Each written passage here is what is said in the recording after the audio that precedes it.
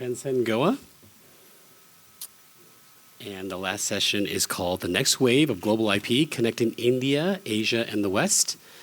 And I'm very happy about this session because everyone that's participating in this session are all really good friends of mine that all agreed as soon as I called them up to, and they all eagerly said, yes, absolutely, we want to do this. And so I'm really, really excited about this because the people that are actually on this panel, including the moderator, are good friends of mine that go back quite a ways.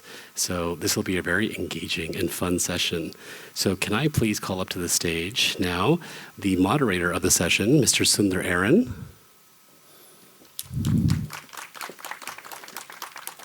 Mr. Miilind Shinde. Mr. Manvendra Shukul.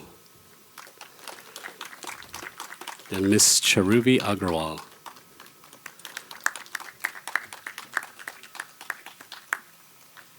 So a brief overview before I turn over to Sundar. This is a spotlight session looking at emerging intellectual properties that each one of these wonderful panelists have either worked on or touched upon that bridges continents, cultures, highlighting collaborative projects that link creators in India, Asia, and the West, showcasing case studies on scaling IP across borders, and the conference's goals of building collaborative ecosystems for global markets global market access, and underscores how co-productions and shared narratives can reach audiences worldwide.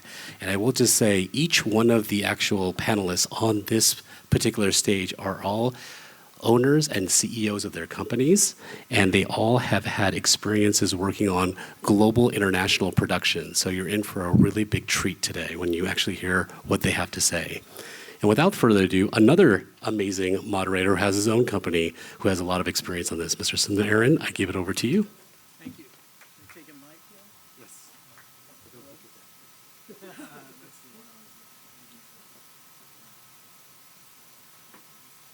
Great, thank you very much. Nice to meet everybody. Looks like half of us are at the beach already, including the students. Maybe they're coming back in. Great.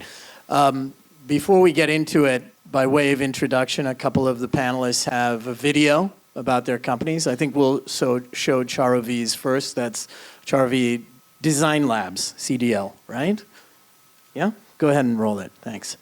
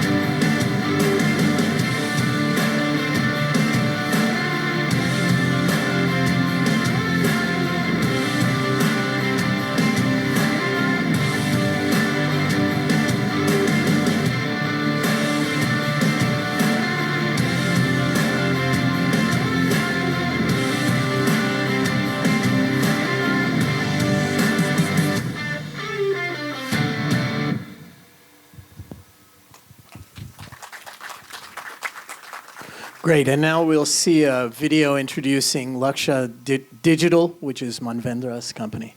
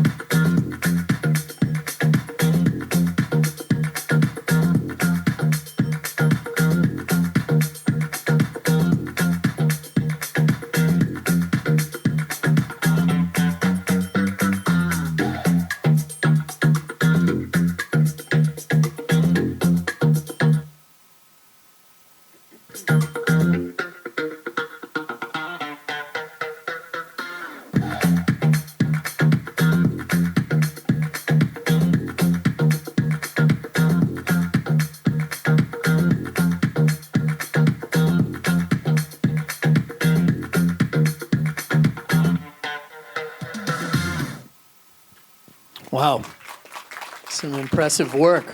Fantastic. Thank you for sharing that. I'm going to set the table really quickly for what this panel is about. It's really about how do we take Indian IP global across AVGC and film. You saw some wonderful animation work there and some games work, gaming work. Miilind's company, 88 Pictures, is also involved with a lot of animation. So you've got some real influencers here in the market, in our industry. But what seems to be a deficiency here is also kind of a blessing. We have in our own domestic market such an economically viable market that we're primarily, as creators, producers, we're making stuff for our own Indian market and not so much taking it, seeing our IP travel. So today's discussion is going to be successful if we walk out of here with a few pointers for everybody on how can we go global. What has to be there for an Indian IP to go global, whether it's a game, whether it's animation, whether it's film. What are the steps that are necessary? So hopefully, if you walk out of here today and you are interested in going global with something that you've got in mind, a project, you'll have some ideas and some concrete steps. So let's get into it a little bit. I'll give you quickly an example of what I'm talking about as the gap here. When you talk about film, and specifically I'm going to talk about horror films, we have our own brand of horror in India. I like to call it Bali horror. And it's very successful. Recently, we've seen films like Stree 2, Manjya, Shaitan. They've all done well. But they've done well in India and by Indian standards. We haven't seen anything like the Conjuring series or even Weapons, which was a recent horror film, or even The Ring, which is a Japanese film, or Parasite, which is a Korean horror film that's traveled globally. So I think I'd like to, address that. How do we figure out how to take animation, our games, global? So I'll start with Miilind too. I don't want him to fall asleep since he's over there, all the way over there. Keep you involved. Miilind, tell us about 88 Pictures. Thank you. Yeah, thank you, Sundar, and Harsh, congratulations on this event. I think since yesterday, I've been having some really great creative conversation. We have attended events, but if all goes well, me, Charuvi, we were just talking this morning, literally on a breakfast table. There's some intellectual property from local to global, and I think we have a deal-ish, Charuvi. Yeah, we have a deal. Got a deal here. And, wow. If all goes well, by your next event, we should have something big. We're going to move really, really fast. So thank you for that. Right, Charuvi, is it safe to say? So coming back to, I think your question, Sundar, is, so we are 88 Pictures. We are an animation company based out of Mumbai, Bangalore, Toronto, and London. So what we do is we do some premium quality content for only selected clients like Disney, DreamWorks, Warner Brother, Netflix, to name a few. Happy people just take satisfaction in creating content. But the definition has a fallacy in itself, because you're not exactly creating content, right? You're creating content for somebody else. However, there's no other way to learn how to make that creative content, because if you have to make it for a global or semi-global kind of audience. So I think the way is, you work with some of the great films, some of the great filmmakers, while we have our art, our thinking, our storytelling thinking. However, what appeals to a global audience, it changes. Like, just talking about your horror thing, I think being scared or as the one first trigger that a horror film needs to have, and it's a fundamental feeling across human being, irrespective of the continent. But the triggers are different. What triggers you to feel scared by a horror film in India versus China versus South America versus North America is different. So, if you crack that code, then it's possible to probably create a film which can travel that. Now, coming back to what our story is, what we're trying to do is we're trying to learn that tricks of the trade, and we've tried many things to create as what you call as own IP. We pitched many things, we failed many times, and then we win a few times, and we've been able to successfully put some product out there. And as we speak, we are trying to do that. But what I really realize is that if you have to do it, I think there's a lot of intelligence that is available around the industry.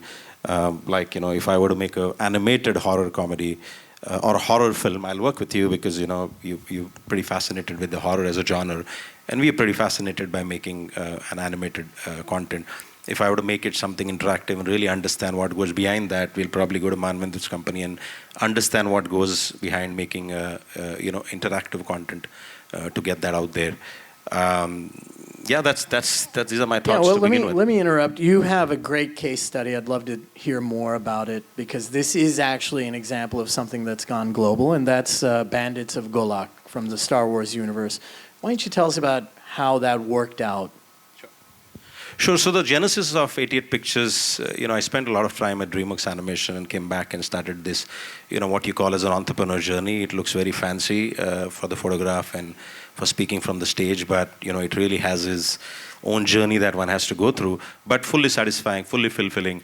The goal is how do you take property from here and show it to the global audience? But, we've had some success, limited success, sporadic success to tell properties from here and show it to the world platform.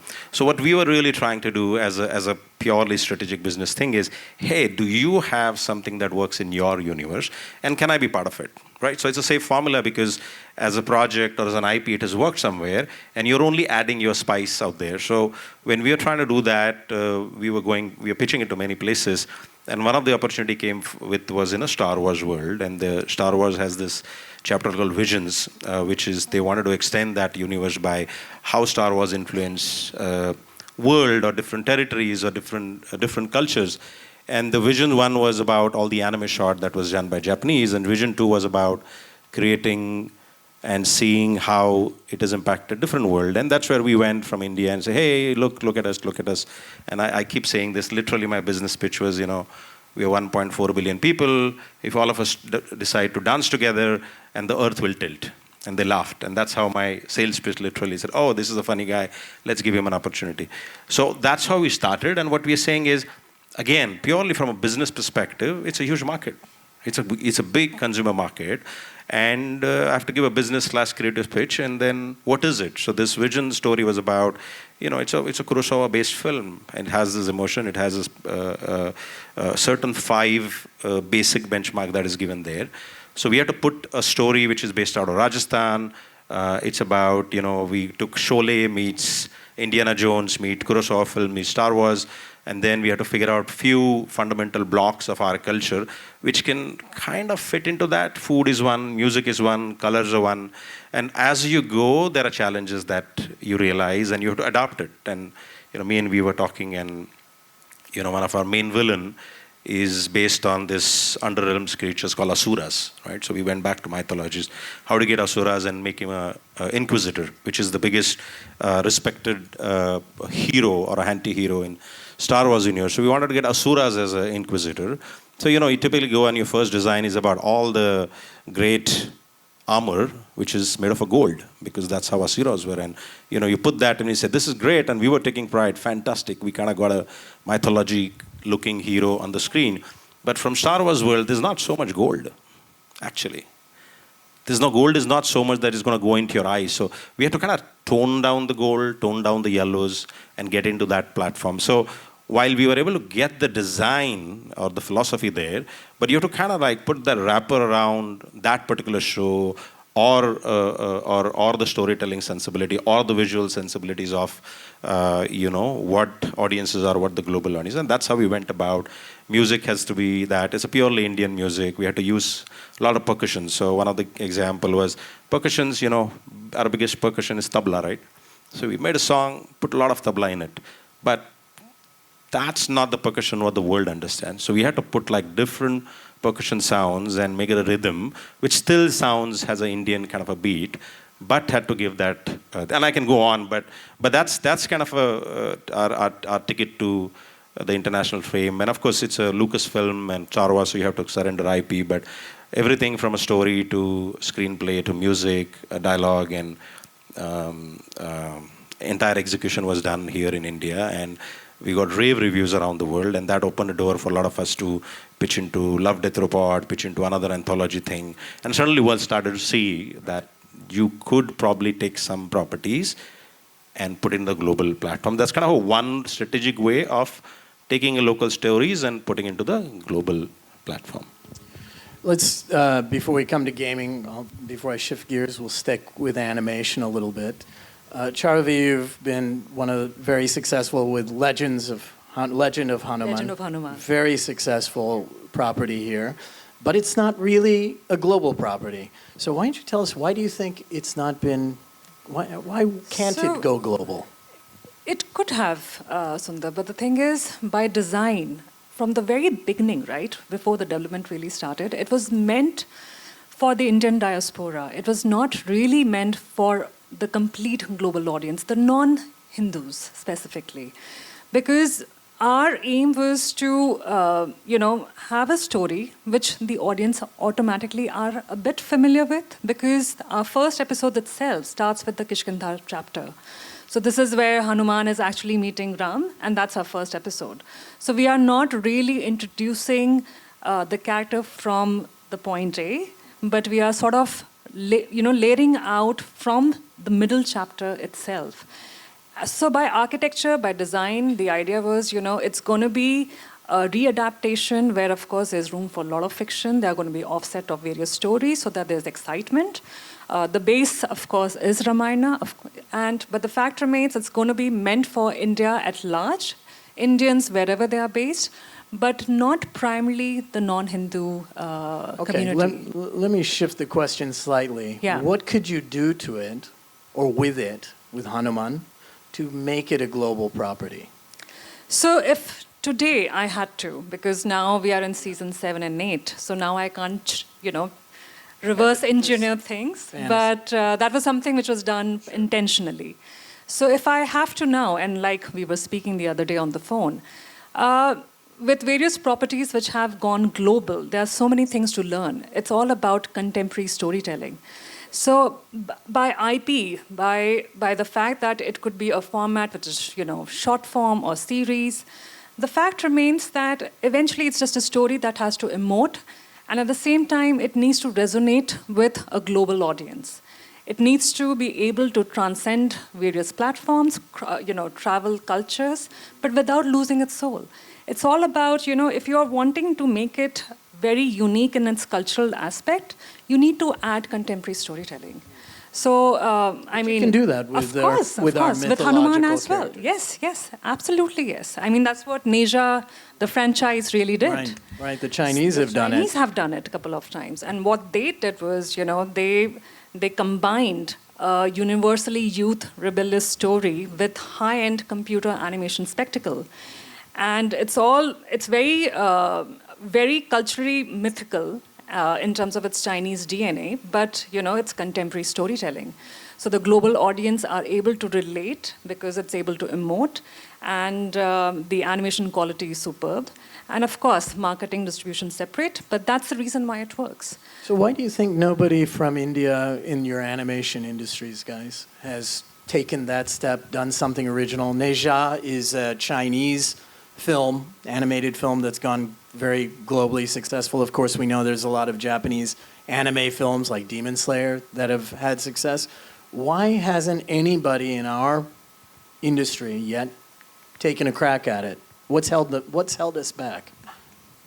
Look, I think on a positive side, let's say we can take the recent satisfaction of there have been a couple of great animation products, right? Recent success of Narasimha and a couple of big movies announced. So we definitely see But again, that's very successful. No, that's what I'm saying. So I'm saying like we have to talk good. Like I'm happy, great, this is great. But having said that, the whole ecosystem has not been that, right? I think let's understand the fundamental thing. What is an animation film versus a cartoon film, right? It's a sentiments have to develop.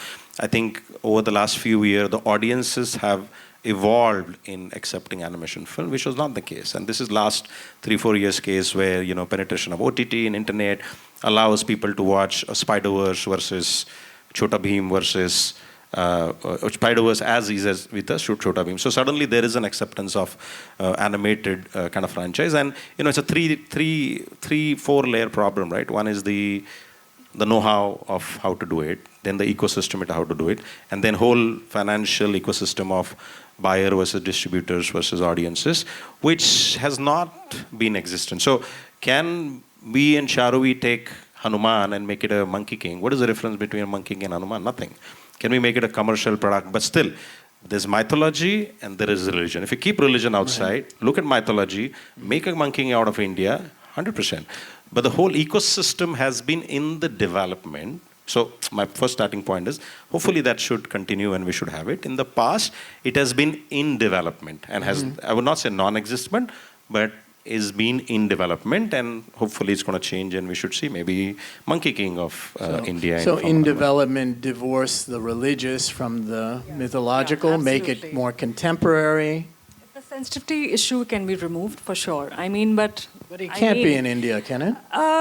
I mean, you can't take the liberty for sure. I mean, these gods are being worshipped. So with Hanuman specifically, with Ram, for the matter of fact, one has to be very sensitive in regards to how you're portraying them.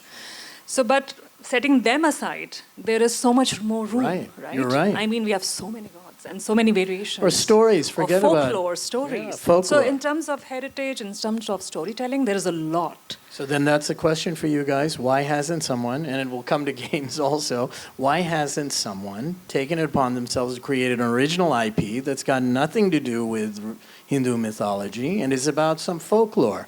You know, we didn't have Transcend Goa. It's the first time happening, so Harish invited. So we sat in the table, got so inspired.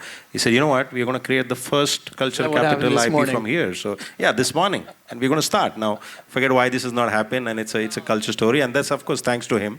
Can you tell us what it's about? Not the premise? exactly, but you know what we are thinking is the same thing, right? So the atmosphere or the ecosystem is conducive for us to be able to think. So there is me, there is Charuvi, there is Viren sitting here, and there are a few partners coming together. So one of the things what I was telling earlier is the individual intellectual creative capital exists. Collective capital doesn't exist. Forums, associations allow people to come together and think collective. I think I can take a product and sell it well. I understand how to make it, but not as great as Charu can direct it. And not as great as, let's say, Viren can put together with his great art. So what we have decided is some of us come together and do what is called as creative, collective capital, and then put this together. So what we thought is, okay, let's take some of the folklore / culture / legends, whatever existed together, and look at what we can do as a commercial product, right? End of the day, it doesn't matter. I love it, you love it, Charuvi loves it, Viren loves it, Ashishji loves it. But audience doesn't want to see it. So we have to see where the audience is going from 1 year from Which now. audience? Starting with India and the global. Okay, so your idea would be to, first of all, target the Indian audience and sensibilities. Don't you think that that'll necessarily trip you up, taking it global? Yes and no. So that's what I'm saying. We have to give it with a global wrapper. If we sit together here and Because say, hey, those we're going films to... have succeeded here, the international animation. That I agree, but see, if we sit here and we just take pride and say, hey, we're going to make next Kung Fu Panda, it does not happen, right? It's not going to happen today. We don't have the know-how. It's going to take time. But can we make Neza, which was a Chinese property, Exactly. I was about went to say into certain South Asian countries. So, you know, we come together, make something, go to South Asian, go to probably South American, certain European, a little bit of an Indian diaspora in North American. Can it happen? 100% yes. Has it happened? No. I don't know why. Like I said, thanks to Harish, we are here. We are so it's inspired. starting here. No, It it is. started It is. this I know morning. we've been doing that. The whole industry has gone through a lot of changes in the last couple of years. So, like I said, the ecosystem wasn't conducive. Some of us who are entrepreneur, first we have to run the business, do the service, learn that, and then invest into intellectual property. Invest. Right? It's an investment game, so we have to play that very, very carefully and make sure the successful product not only helps our business, but helps the ecosystem. So it's a much larger issue that one has to solve rather than just thinking creative and putting the product out there, which we are very, very hopeful, and that's why we are in the business, and that's why we want to stay in this business and do it. Yeah. Very promising. Let's shift gears a little bit into gaming. A lot of overlap between gaming and animation.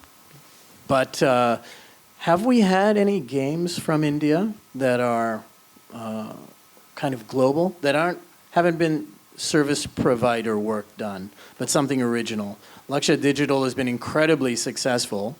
Why don't you characterize it? So it's a question of what you call successful. Right? Yes, there have been Indian original IPs which have been around. They've done some work globally, but I wouldn't necessarily call it successful. Yes, they've done okay. Right? And there are reasons for that. Because the video game as a development mindset has its own challenges. Which is that in video game, you are not just talking about one or two or three skills. You're talking about design, you're talking about art, you're talking about animation, you're talking about VFX, you're talking about engineering, and putting all these things together and meeting the expectations that has the benchmark which has already been established. Now that is where I think in India we will take some time, because India is where the Western market was 30, 35, 40 years back in terms of just trying to figure out the industry, figure out the expectations, figure out what will work, what will not work. And also just the audience perspective, the player perspective, that what the player mindset is today in terms of is it good or bad? That's the mindset which was there 40 years back. Then what changed?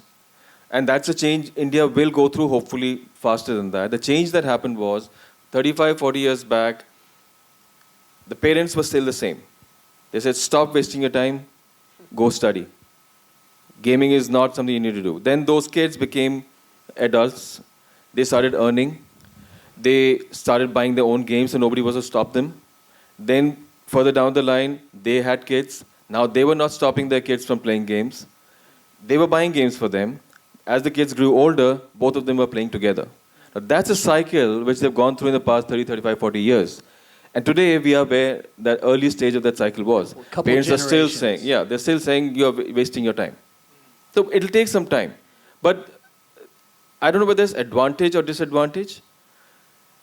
Advantage is that we have seen that.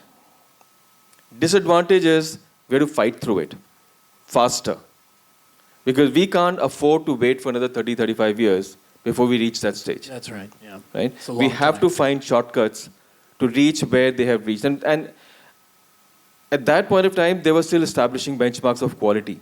Whether it's your development quality, your visual quality, or gameplay quality, all that, those benchmarks and parameters were being established. The advantage we have today is they are already established.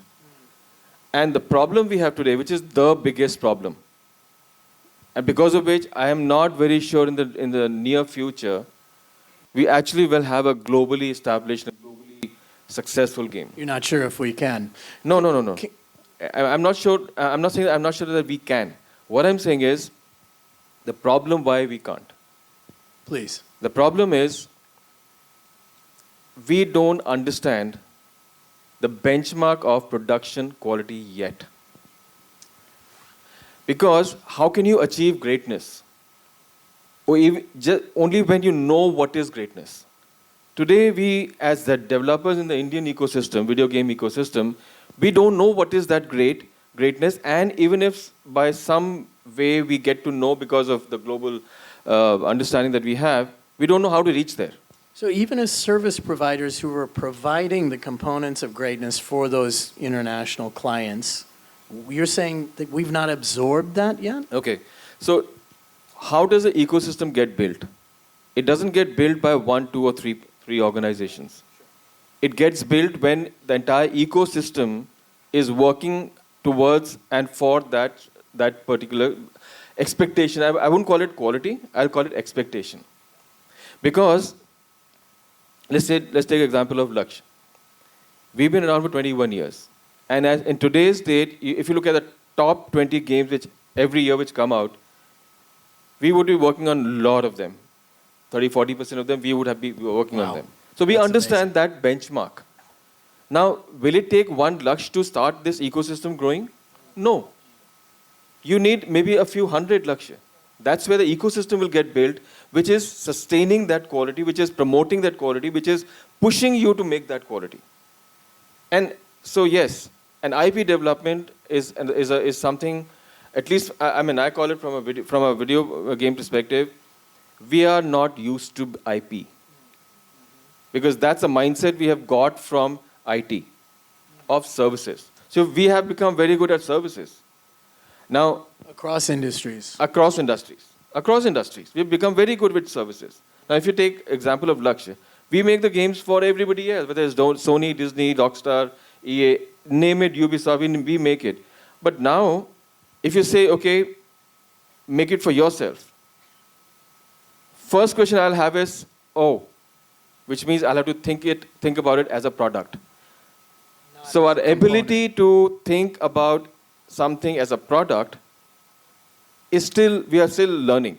End product. Yeah. End product, yeah. So we are very, providing a service comes very naturally to us. Can you shortcut by getting talent across the water or globally, bringing them in and That working is the on a only project? way. So we do That with is the film. only way. Yeah. That's the only way. Right. Because I said we have design, the skills required, design, art, 2D or 3D, animation, VFX, engineering. Now, currently, I don't think we have a single organization who can live up to or meet the standards required in the video game space. When I say, okay, just leave aside organizations like Lakshya and one or two others, because we do not have the skill sets. When we started Lakshya 21 years back, I couldn't find that. I mean, we had to scale. If you have to scale, you have to have talent. Where do you get talent? So we started our own in-game academy to create that talent. Because from 6, we are like 1,000 plus. How do you get that talent if it doesn't exist? Because you have to create it because you know what needs to be created. Similarly, now we talk about IP development.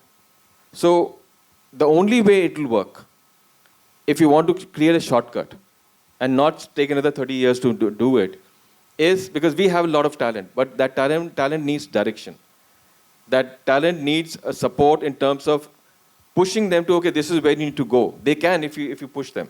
So what you just said is the only way, and the only way to start. For each of the discipline and then as a complete product, we need to get overseas players overseas experience and talented and people who know what needs to be done, get them here, get them as part of your own team. Is that happening enough It in the companies you're started, seeing? but not happening. Okay. You had brought up to me a case study of Tara Games, which is doing Age of Bharat. Can you tell us a little bit about that? So, what is the key to a good IP? IP which has a better chance of being successful. It is something which is fresh. It is something which lives up to the expectation in terms of visual and gameplay mechanics.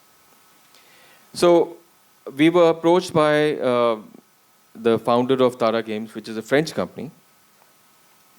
So Nicolas, I met him somewhere in Rome, and he said, we want to make a game, but what we have seen in the industry, what the industry feeling is, that everybody, whether it's the large publishers, developers, whether it's the medium, small, they're just doing the same thing. More and better of the same thing. Whether it's the genre, whether it's the worlds that you build, whether it's the gameplay mechanics that you use, it's just the same. But it becomes better, it's becoming better, but it's the same thing. Same war, same detective, same fantasy, same everything. So he said that we want to do something different. So now what does he do? He says, I roamed the cultures and geographies which are different from what the West is used to.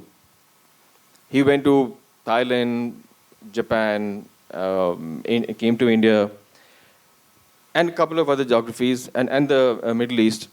He says what we zeroed in on was which is the most vibrant culture, which has the most vibrant and never told before stories. And I will not call it what normally we say mythology, because to my mind it is not a myth. The stories that we have is just ancient history. So that is something which appealed to him. That this is something so different. Just nothing else, if you take nothing else, just the characters. The history behind them, story behind them, and the possibilities of using the methodology of what that character mindset is. I'll use the word ecosystem of that ancient history. Use that as your game Not mechanics. mythology, but our history. History. use that as your game mechanics. So that is what clicked in his mind. That's when he started work on what is being worked on is called Age of Bharat. Again, his idea was that I can't obviously get into Mahabharata, Ramayana, and anything. It's like too risky. He took inspirations from these things, created a whole ecosystem and a world where it is a story being told, and the way the game mechanics and the player feedback is very different from what is existing in the gaming ecosystem globally. So that is where I think India has a lot of potential and possibility of taking things global. But Our stories. our stories and the game mechanics, which we can create based on the ecosystem of those stories. So then, Give an example, if you can, of a game mechanics influenced by the ecosystem of the story. Okay, so if you look that's at, unique. just look at, again, I'll use the context of Ramayana. What were the different powers that the characters had in that? What are the different ways in which they interacted with each other? What were the ways the ways of win and lose were very different. If you talk It's about in video games, context of the story. it's context of the story. When you talk about video games, it's always about win and lose. That's what the typical game mechanics are. How do you win? How do you lose? At a broader level. So is there a model where it's like we bring our stories, we have to bring the IP in the stories, maybe you have to get a partner like Tara Games, and then do a lot of the service work in the process? That there a that model is there? to my mind, that's the only model that will work. At least now for the next 35 years.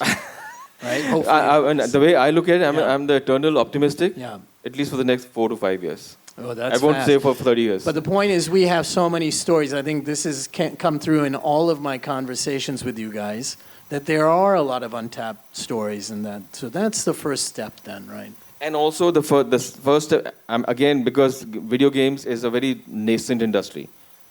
It's animation and films have been around for very long, so there have been a lot of learnings which have happened, which have taken us to a certain level, quality level, which is expected.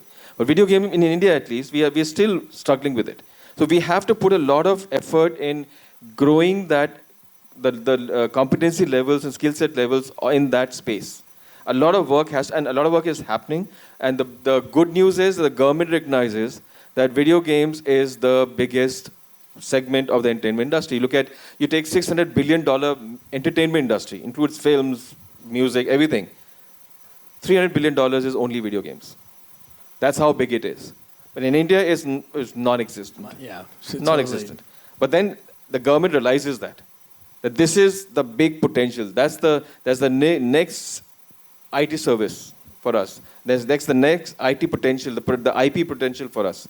The government recognizes that they are putting in place plans to try and capture some of those possibilities.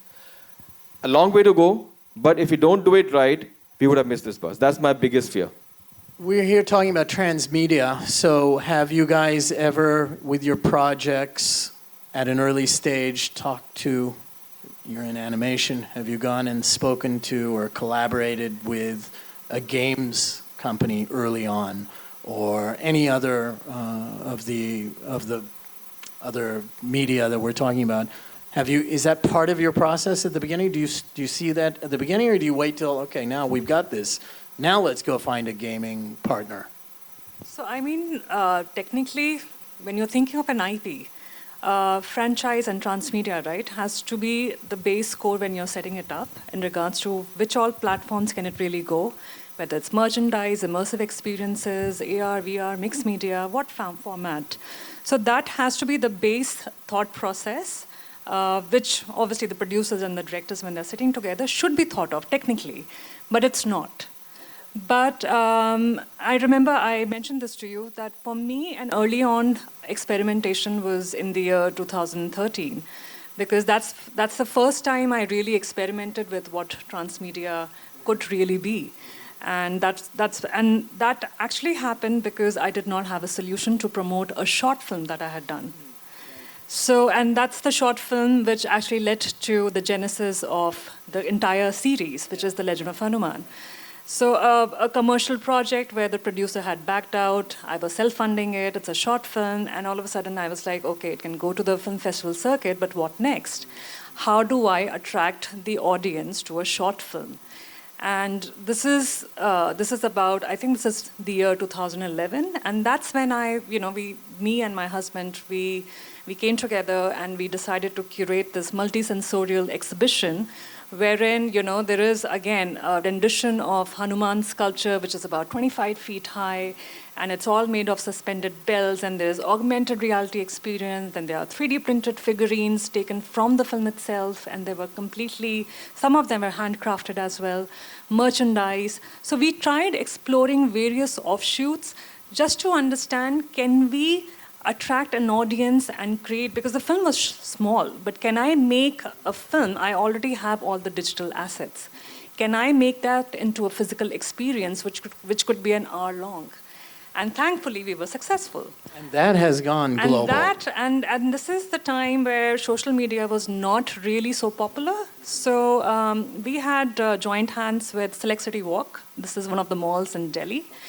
And we hosted the entire show inside a mall. And it went viral. It was on Twitter, #1 for about 2 weeks.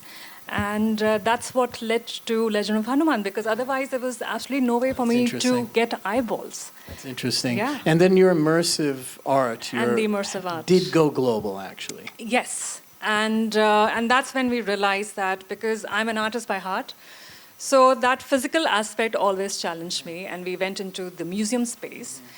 We started small, of course, where we were first just creating content for others, and then we started also curating immersive experiences where, it's almost like you are in a 360 space, but without a headset.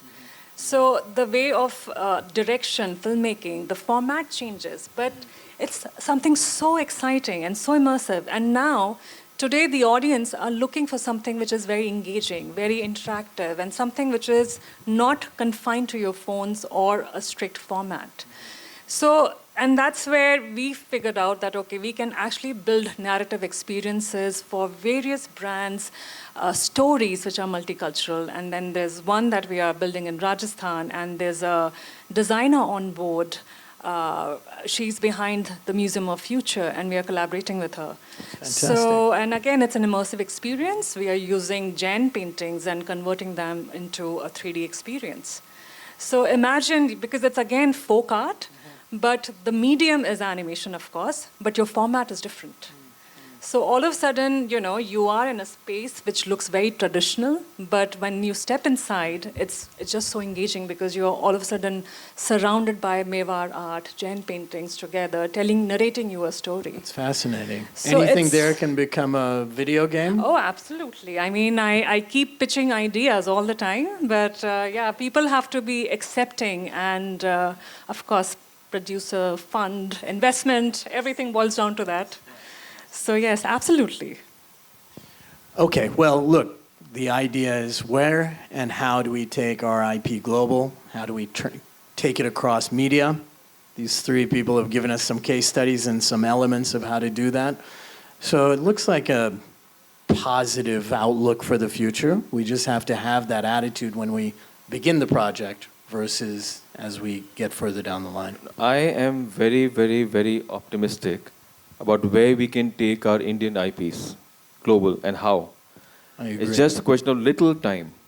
Because what we have as a possibility in India is what the world is missing right now, which is something new and fresh, which will actually make them sit up and see. Yes, make it distinct and make them sit up and see that, oh, wow, we have never seen this before. And the world is, I can see, because we are talking to people all the time globally, they are waking up to the fact that India does have stories. Now, as it always happens, they don't know how. They know that this is where the stories are, this is where the freshness is, this is where they have a chance of creating something big and different. Now it's just a question of trying to figure out how to put all these pieces together. So I am extremely optimistic. I'm an eternal optimistic, like I said. And I'm extremely optimistic because I hear the conversations. Now it's just a question of when the things start falling in place. I agree with you. From a film perspective, at least from my perspective, working on film and television, but film, I'm sure we'll have our Korea moment. We'll have our Parasite. If you think really far back, probably the first kind of international film or Asian film that did great business in the West was Crouching Tiger, Hidden Dragon. Again, based on Chinese folklore. Kung Fu Panda, Mulan, these are, of course... I was just gonna talk Go about ahead, that, go ahead. right? So, from a eternal optimism, I think there's also just practicality. If you see, we have that last 20, 25 years of the industry, and somewhere it has to fructify, right? And I think the time is never right than now. And to Manvendra's point also, like I kind of look at this as an iceberg kind of a theory. We have this huge hidden mass. Nobody sees it. All we have to add this on the top, and everybody's going to go and sail to Antarctica and spend thousands of dollars to see it. And that's the moment we have to crack. And how do we crack it? Is by there is storytelling, there is visual art, there is game engineering art, exist everywhere, and you have to come together and do that. And that moment is there. And to talking about Kung Fu Panda, and I was there in DreamWorks when we were doing that. Nobody knew how to make this kind of a thing, but from an animation perspective, the basic rule of animation, it is a timeless, right? It has unlimited shelf life, and it is platform agnostic, age agnostic, language agnostic, and so it can sail for like 100 years, right? It has survived, and hopefully it survives again. So Kung Fu Panda is a great example. Like the Americans did not know this, and even when it came to Kung Fu Panda 2 or 3, and on the 3 where I was involved, we had to actually go back and figure it out, learn more, because the franchise has to be successful. And another example in animation I give is also about, it's a funny example, it's about Coco, the movie Coco. And it's very, very close to my heart because there's such a beautiful way of defining death. And, I remember growing as a kid, we have the Day of Dead. We do celebrate, and we do have traditions. And how did we miss that, putting a story out there, right? Now, could we have been doing that maybe 5 years ago? No, we didn't have the know-how. But what happens is things like that inspires us and to tell us like, oh, we have this legends and myths and traditions and stories that grandma told. And maybe there is a layer of this Western or global storytelling sentiment, global visual appeal, do that iceberg kind of a thing, do it, and the audience is ready. And what is global today? Look at India, right? It's the biggest consumer market. China is there. It is, I've been there. I was there for 4 years. I understand it is the peak, saturating. The biggest consumer market is here. Veta, please start selling. There are a lot of people who will start buying. You should definitely give a proposal. There's a lot of money out here. So that conversion moment is happening. I think the key is for people like us and many of my colleagues who are entrepreneurs and running businesses to just be patient, just be wise, and do like really, really good strategic business and sell what audience wants to see, not what I want to say. That's my 2 cents. Okay, thank you. I think we've gone over. Do you have something? Just one last thing I would like to say, that there's one thing which is my worry and which is also something which I'm looking forward to, which is that the first big game out of India will not be made by Indians. Is this Age of Bharat? When is that coming out? And it'll take time, 2-3 years. But and maybe 1 or 2 after that. But when that happens, it is going to happen. Then everybody will. Gold rush. Yes, that's what's going to happen. Literally the gold rush. And when that happens, people will come to India, set up their studios in India, create talent, and give them that exposure. And that's when the ecosystem will grow. That's when we'll see Weta opening up out here as well. They'll open before that, I'm sure.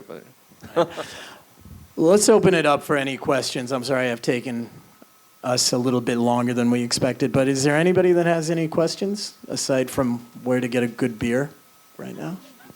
We have good beer. We do. Yeah, that we do. Anybody? We need to ask that question to you. I can tell you exactly. Outrigger, where's Francis? Is there anybody here who has a project or a property or an idea they want to take to global audiences? Maybe not specifically to Indian audiences, but to global audiences. Is there a student out here with an idea, a story idea, something? Don't you have a question? You've got some amazing resources right here, leading industry figures. Ask them directly.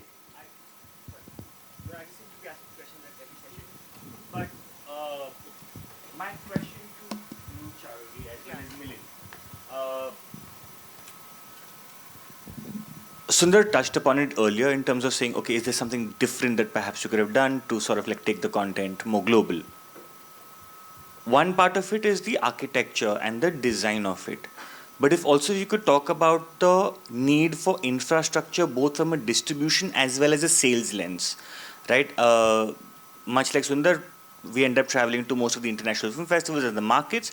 And one glaring fact is the lack of a sales agency structure out of India, or a dedicated sales force that actually pushes our content. If perhaps you want to like throw some light on that part. Unfortunately, that still lacks in the system, and I'm sure, I mean, with Waves and the force which is there behind, they are trying to change the dynamics. But the fact remains, when we had started the Legend of Hanuman, it was again a big risk that we were undertaking. We had no idea how the audiences are going to respond to it, and part of the production was happening during COVID. So the fact remains that animation as a medium, feature film as a medium, or TV series, it's a very risky, it's a very gambling, like Rajiv in the morning said, it is a gamble, end of the day. That as a filmmaker, we are so passionate that we want to create content. But the fact remains, there is no fixed ecosystem, fixed flow of things. Over here, the way Legend of Hanuman worked was because we had the right set of producers who knew the right broadcaster. And this is not Disney India, this was Disney US. The deal was cracked with Disney US. So that is also one issue that we had faced, that India was not really open at that point of time. The licensing happened with Disney US, and then of course, that kind of dialogue started with Disney India. And Disney India also had to hire another animation studio to sort of be a guiding force for them. Because for them, that was a very new medium for Disney India. So sadly, things were not in place at that point of time. Even at this point, having said that, even in the current scenario, there are so many filmmakers out there who are wanting to create content, but they, at this point of time, now of course with a lot of publicity, the way the government is implementing the AVGC policy, there is Waves Bazaar where one can go and pitch. But the fact remains, before that, one did not know what should the stream be, how should you approach the OTT platform, who are your producers? Because as a filmmaker, as company owners, even small ones, we all are working in silos. So when you're working in silo, you're creating content, but there's no guidance in regards to what should this material be looked at from a larger lens. And who could be your audience? And at the same time, how do you go with your distribution, with your marketing? And like everyone else, we have also gone to MIPCOM initially just to understand how things work. But very early on, from my perspective, my understanding was I have to create content for my market, which is India. And that's what China did. China created content first for their own market and then the world. But of course, over here, we were wanting to go a different route. We were wanting to make it specifically for the Indian diaspora. But yes, I mean, having said that, that would be our next course of action in regards to how do we take it global.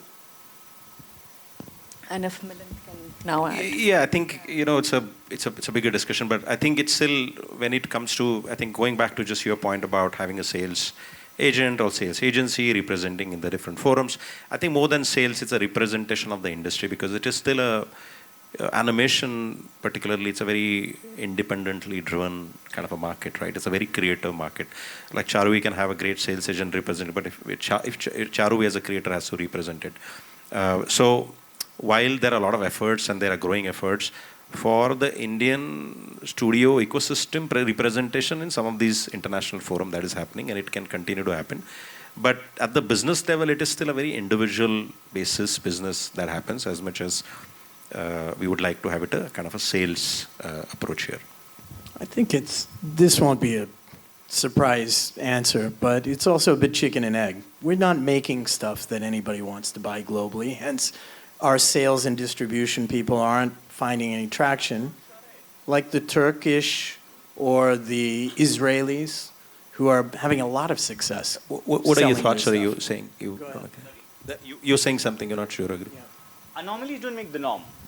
Sure, I mean, I get that part. I get the part that anomalies don't make the norm, but to say that we don't make quantum of stuff that possibly cannot travel is not something that I necessarily agree with, right? I mean, case in point, today, last year was a phenomenal year for women filmmakers in India. We won awards, the films traveled, territories were sold, all of that was great. This year alone, we have 3 films that have actually sold over 16 territories, which is far more than perhaps last year. So are things changing? Sure. But also the fact that the 3 filmmakers and the respective producers did the entire circuit, understood, like Charuvi rightly said, spent that time, went to a MIPCOM, found out who's actually buying content, who actually wants my particular content. There's effort that has gone into it.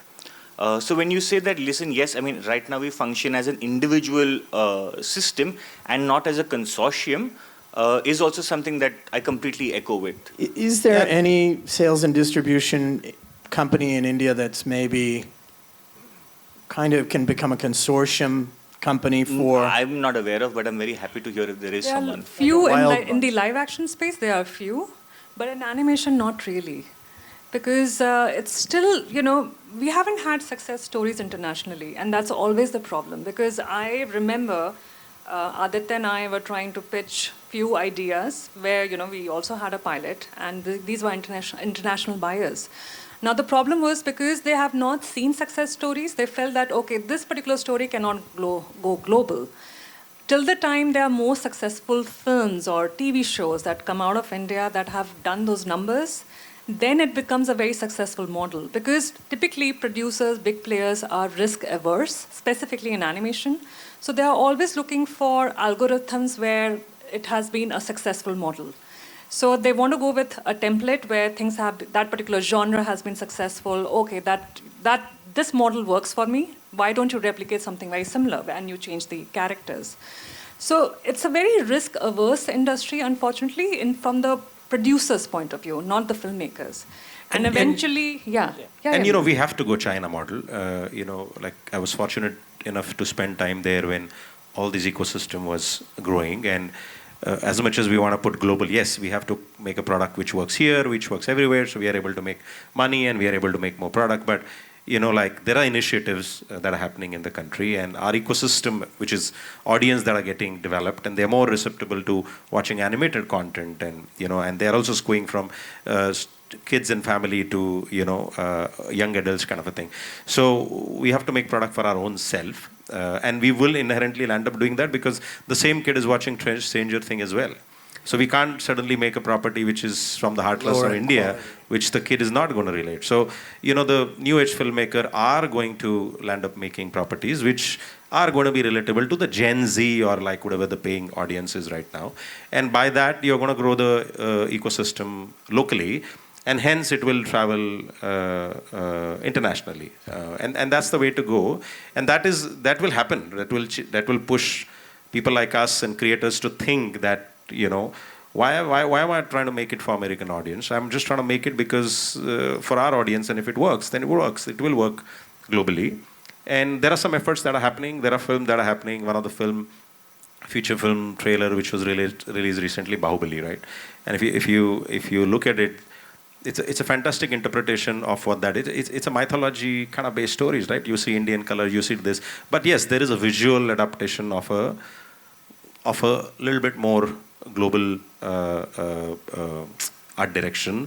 The story would land up have. If you see the trailer also, it's kind of made in a way, it's a story, fast-paced, but kind of like a game cinematic kind of a feeling. So, there are these filmmakers who are trying to push that boundary. And suddenly, if you watch the traction of that, there's a more international audience reacting to this. Holy shit, we want to watch it.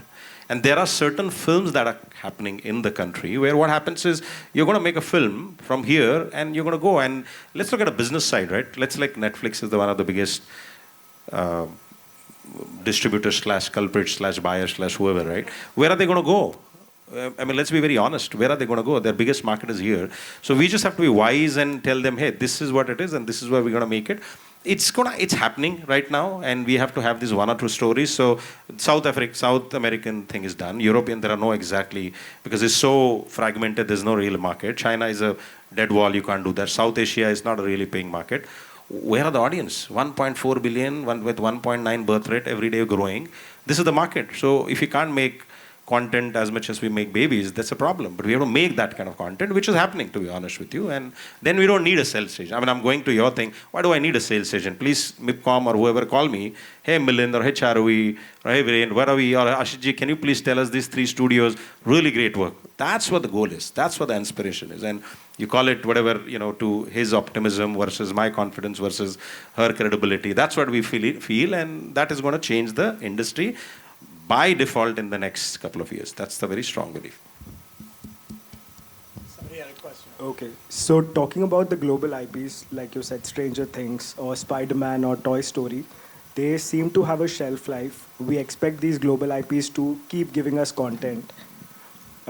So is this really a creative choice or a business-driven choice? Why are these IPs releasing their final editions? It has unlimited. Who says it's a shelf life? There is a big Stranger Thing animated series that is happening. After that, there is some game is happening. And after that, there's again some reboot is happening. If you look at Netflix, there are only 2 or 3 IPs they have created at the cost of creating thousands and millions of property. Only one thing is work, which is Stranger Things, which is the biggest thing, right? And of course, there are few other, and that is now going back to animation. So it is going from animation to games to this. And the goal, and what is the property? It's not for Gen Z or you or me. It is based in 1980s, I guess, right? 80s? So suddenly what is audience reacting to? 1980s, bunch of kids would not even have a mobile phone and they're talking on walkie-talkie, and there is horror, and then there is storytelling. So it is an unlimited shelf life business, which will go, and of course, we don't know. Nobody's seen. I wish the 100 years comment earlier people made, I wish that was true. I don't know what's going to happen in 5 years.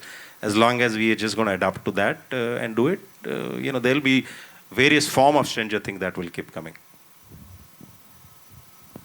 Anybody else? So, from what I've seen and what I understand, there's so much beauty and richness to the culture, and I love and celebrate the fact that you guys are speaking about storytelling in an authentic way. I guess my question is, given the challenges of global, and there was mention of sales agencies globally, what part does educating the global market play? In terms of awareness and being able to appreciate the Indian culture through your perspective and lenses, the mechanics in place to kind of help us on the outside understand it better and sort of see the narrative through your lens. I'll give you an example, and Charuvi can jump in. So, you came here 2 days, first time India, love it. Everything is big, beautiful, right? Like, let's look at food, right? You're probably eating fantastic food here. What is the food for us? We don't eat a single thing. At best, I can ask you, what do you eat? I eat big burger and fries. Or a piece bread or pie, right? Just piece bread or pie, 3 things. What is the food for us? We have starter, 3 different types of starters. That we have roti, 3 types of a roti. Then we have 2 vegetables. Then we have 2 chicken thing. We have 2 types of fish thing. Then we eat rice, 2 types of rice. Then 2 types of dal. And after that we have desserts. If you don't eat all this, we don't think it's a full meal. For you, everything is great, but you can't do it every day. What do we need to learn? That take the assortment of these 10 things that we eat and give you 2 or 3 slowly, because you'll adapt. If I feed you that every day, you're like, I don't love India, right? Like, I can't eat this every day. So the goal is we have so much of this culture, color, music, language, blah, blah, blah. Everything is there. Can we package it? So it is palatable, adaptable to you. And that's to do with marketing and strategy and packaging and everything put together. That's my take on it. And also I feel it's all about, co-productions as well. Because till the time, a solid co-production happens between India and internationally, that sense of synergy will not come in. Because when that partnership really happens, I feel a producer or, first you are also working with the best of the world. Because whatever genre one is looking for and whatever is not over here, you start partnering over there. And then, the accumulated content that comes out would be far more, I would say, far more acceptable in the sense that people would be able to understand that because it will have a flavor of India, but more from international perspective. And I think that would be one of the ways. And plus, one of the basic ways is to have a writer's room. Because for a global IP, one requires an international writer for sure. And that is something which is most of the time missing in the early development stage. If you have an international writer, he can bring a lot more global perspective because we understand our culture very well. Like Miilind said, it's the food, right? But then how do you package the food? That's something that I may not know. So from an international perspective, how do I package my food so that it's more sellable? And that's where, a producer from outside and, a writer perhaps, then the right distribution strategy. And we join hands and then we are able to culminate into a successful IP. I love that. I guess from an outside perspective, and to lean into the food analogy that you've sort of laid out, certainly in New Zealand, we're used to butter chicken. And it's like tikka masala and stuff like that. They've sort of got a westernized spin.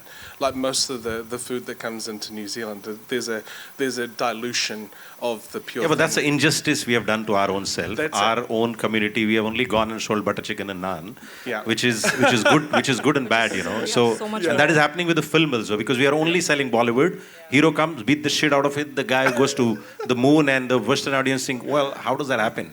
Yeah. So there is a little bit of a disservice we have done for ourselves as well, which we have to course correct. Yeah, which is perfect. But I think the timing, from what I see at least, is perfect. And there's a yearning for more flavor and more variety. And I guess I think it's wonderful. And I said, thank you. Thank you. Thank you so much, Glenn. Thank you. As long as Harish got you here, and this is great, but we are able to inspire even people like you to think beyond, open a Veta workshop India, also collaborate on few other things. As long as that happens, we are very happy, and that's how we will land up making, global IPs. There, Ashish. I think, the way we make content, I was saying yesterday in my panel that we have 117 years of cinema. They have not made a global product yet. They, in some sense, in pockets it happened because, Raj Kapoor was known in Russia, Germany. Satyajit Ray. Yeah, like Mithun Da was known there. Rajnikant is known in Japan. Bits and pieces, things have happened. In the modern world, Mighty Little Bheem has been one of the biggest successes, and nobody talked about it. The issue is that that's the kids' number one show in the world. 194 countries. And not once. 8th season is getting produced right now. The creator is sitting here. Why are we not talking about that? The thing is, what India has not learned is how to budget it. India has not learned how to market. How to budget it? Yes. The budget is not about production of the content. It's about production plus marketing and distribution and sustenance of the content. The thing is, if you're not able to do your own business, why blame? You go back to school, start working on it, make a business plan, and then come back and see what happens. And let me tell you, I go and travel all across India, every state. Post-COVID, the amount of IP that has come up in India by the youngsters is unprecedented. What Manvendra said, perfectly fine. It might take us 3 years for the great game to come out of India. You need to understand the dynamics of India. The dynamics of India is that the dependence of kids programming was on the broadcasters. The broadcasters are not making money because the transition is happening from broadcasting to streaming. The streaming platforms are not greenlighting animation content. The biggest gainer is YouTube. We have 700 million smartphone users. The kids today know how to grab their parents' phone, and in 4 clicks they are reaching their Papa Peg. So the biggest gainer is YouTube. You need to change the dynamics. You need to understand what is required when you create properties. Don't make the same mistakes. Right now, it's a great time for feature films. Make a feature film right now. Great time for making shorts. Just make the shorts, make your property, make it popular. And there are smart guys who have done it. We have Choo Choo TV, not a great quality. But you look at, it's massive. yeah, you look at Power Kids, 63 million subscribers. It's not small by any means. India has given you success. India is a mobile first nation as far as gaming is concerned. 87% of gaming happens on mobile. And this statistics was given to us by Manvendra just about a few days ago. They are gunning for 5,000 studios to come up in India. I think India is in a great foundation years right now. We did it without the support of the government so far. Now the government is listening to us. The co-production treaty that Charuvi talked about, we signed the treaties, but we didn't have a mechanism of operation. We are putting that together, trying to explain to the government why it needs to be there. We are trying to build institutions at this juncture after a lot of hard work. And I'm telling you that the creators' economy in the next 5 to 7 years is going to be ruled by Indians. You just wait and see, because you need to change your business plans. And how many of you have gone back and changed your business plans? Tell me. Have you made it adaptable to the streaming ecosystem? Have you gone and spoken to the filmmakers in India? They're only looking at making a film, trying to sell. Netflix promised that they would give, opportunity to the youngsters, but they end up signing up with the same production houses for 10 projects, 20 projects. It's going back to the same thing. The platforms are now getting created after a lot of push with the government. We are waiting for waves to become a market, not the conference. We don't want conference, we want market. We want to really see that Indian IP gets co-produced. So far, it's not that we have not done co-production. We have done maybe more than 200 co-productions in this country with multiple studios. I myself have done 11 co-productions, but we were in the receiving end. Because we were signing because we could do animation and take the heavy work on our side and become partners. Indian IP to become a co-producer, co-production IP is something that we have not seen yet.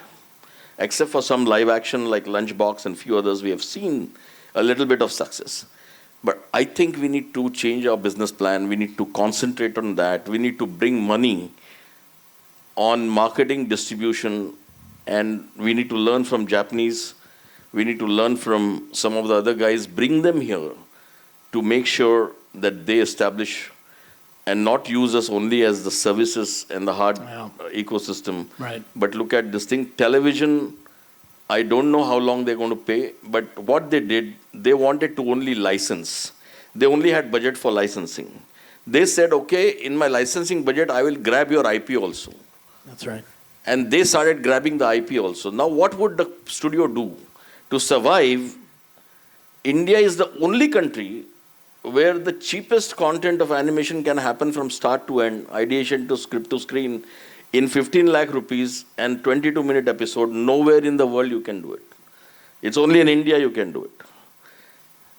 Please appreciate that. That people still survive the industry for 2 decades just like that. The issue is now it's a time for us to change our business plans, look at more positive. We have, like I loved that phrase of creative collective, whatever.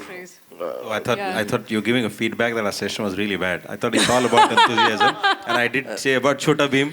And, Rajiv has opened a door and we all have to take it. I know. We have Deepa and Anup. Of course. That's also amongst the top 5 in the world. What is? Sorry. Deepa and Anup is another show done by Graffiti, which is the top 5 in the world on Netflix. Yes, by the way, I said creative collective intelligence. Yes, creative collective intelligence. I think these forums, we need to sign up these creative collective, synergies and make sure that we rewrite our business plan and go the right way and not blame the system, because the system, if you go to Canada, you go to UK, the studios won't greenlight a project if it's not funded by the government. We are not like that. We will still go ahead and make the product. But Ashish, nobody is disputing that. I think everybody agrees this is a fantastic media and entertainment and AVGC market.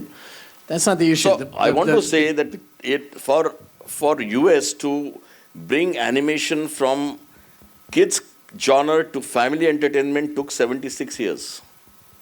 Alice in Wonderland and Seven Dwarfs Story was the one which pulled him out. We have not even 25 years. In IP, we are not even 15, 20 years. So I think let's put our brains together. It's great that, Manvendra talked about the category development. I think let's concentrate on category. No sooner you concentrate on category, go together and not compete within each other. I think we have a great story to tell.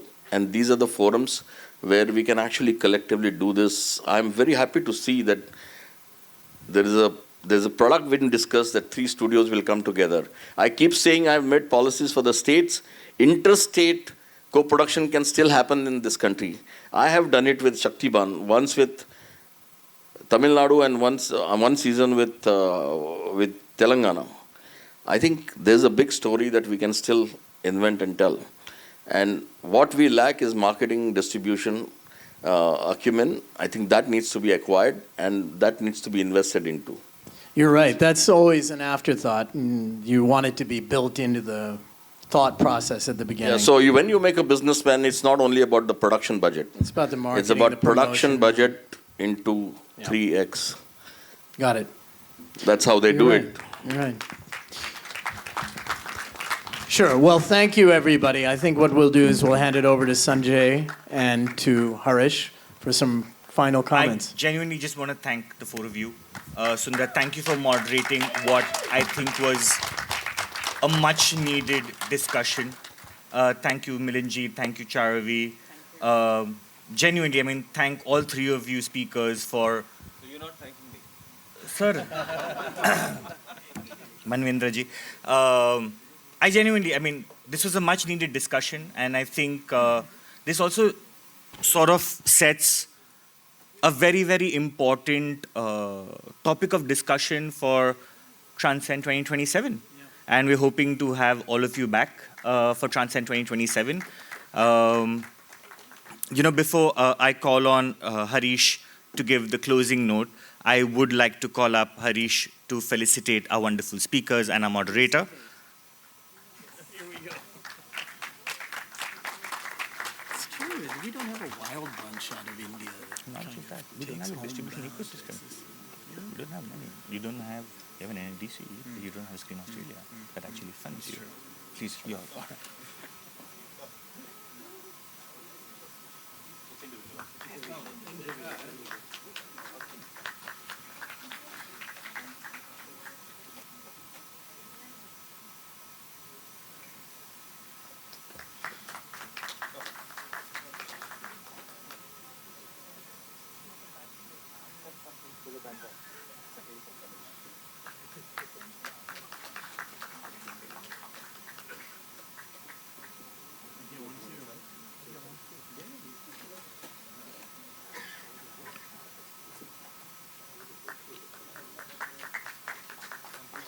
I'd also like to request all our speakers to kindly step ahead for a group picture. Thank you.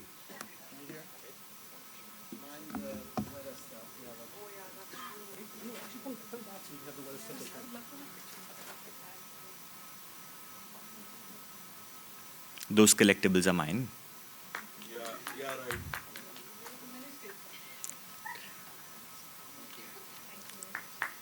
Thank you. Thank you, speakers. Thank you, Sundar. My pleasure.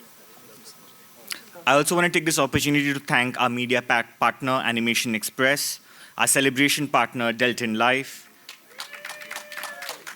our valued partners and sponsors, Viewers Experiences, Zantes, Brat, Koku, Little Red Zombies, and the AVGC Forum of Goa. Harish, if you'd like to please give us a closing note and end Transcend Goa 2026.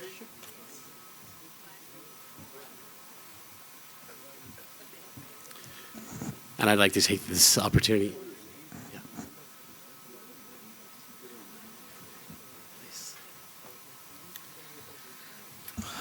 Hey guys, first of all, I would like 3 people to please come on stage. Harish, Brunal, and Amit. Yeah.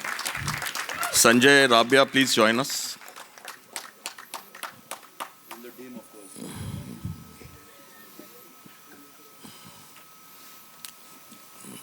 Sanjay, अरे आ रे, तपन तू संजय को लेके आ, तू भी आ जा. Hey guys, this was almost about 1.5 years ago when, you know, Manvendra actually introduced me to Harish, and we started talking, and we had several Zoom calls, and we were discussing how to do this, and it's come a long way. And a big congratulations to all the team members right here for pulling this off. And what a amazing 2 days that we had. The curation was truly amazing, and I only hope that more people are now jealous across India that they couldn't make it. But amazing set of speakers, and Harish and Amit, finally you pulled it off. We used to always look at whether it will happen, not happen, how to do it. And a big thank you to ESG for setting it up. And Munnal, special mention for you. You have been amazing. And I'm sure people would look forward to coming to Transcend 2027, 28, 29, 30. हाँ बिल्कुल दो, और एक अमित को भी दो.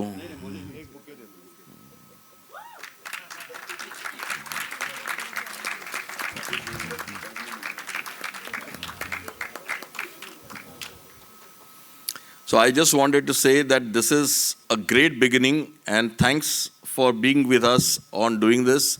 And Harish, your persistence was truly amazing. Amit, your support was just great. And I think together we're going to rock this, and we'll look forward for 2027.